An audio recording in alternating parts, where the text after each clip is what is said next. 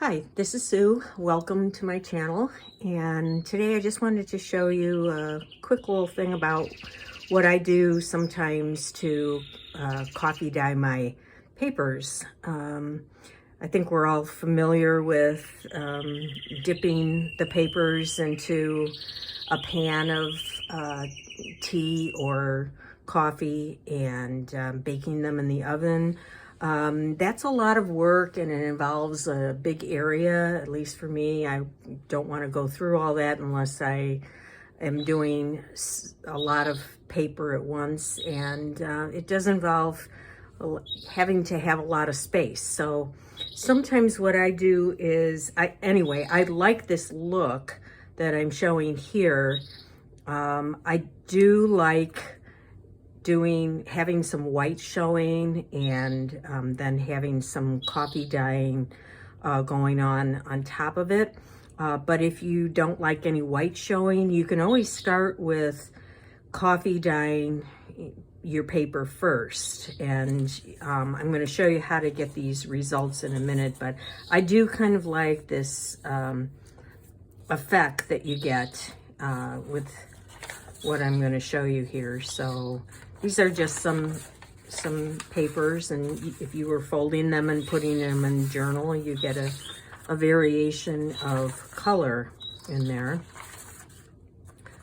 I really do like the edging that is created with that, and you can also do some splashes on there. And here are the ones with white in there. So whether you're if you're doing a page, you get a little variation on there.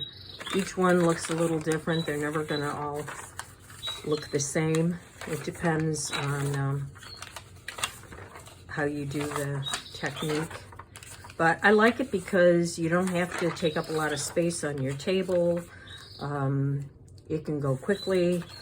It's kind of over a period of a few days that I do this.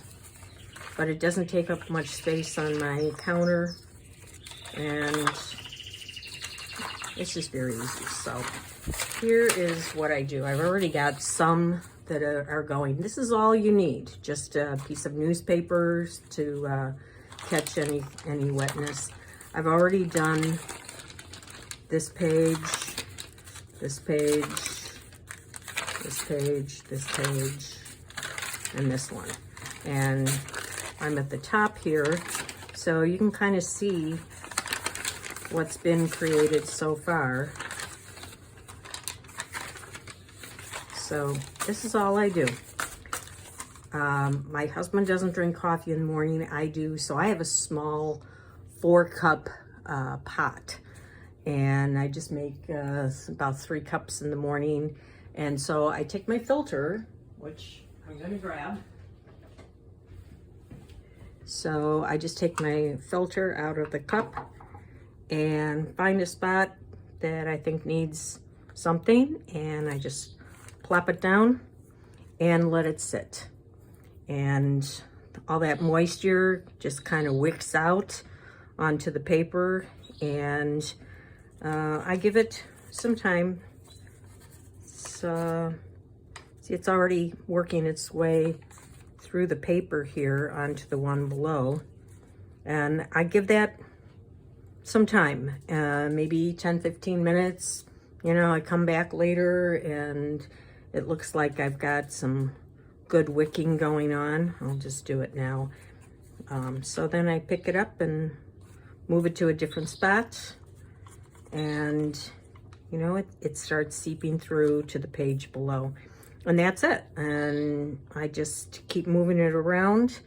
And when I'm done with this paper, I'll put it on the bottom of the pile and put this on top of the next sheet.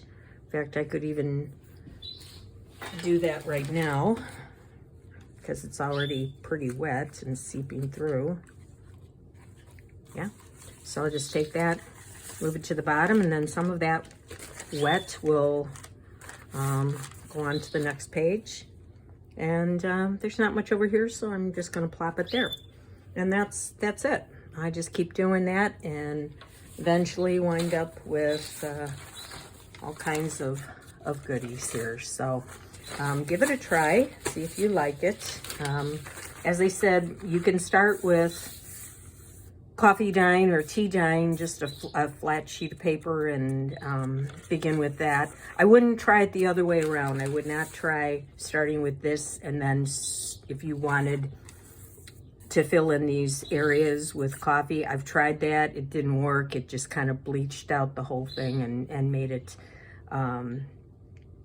just flat, you know, just all coffee dyed. All this ran together, and you didn't keep the intricacy of the stains.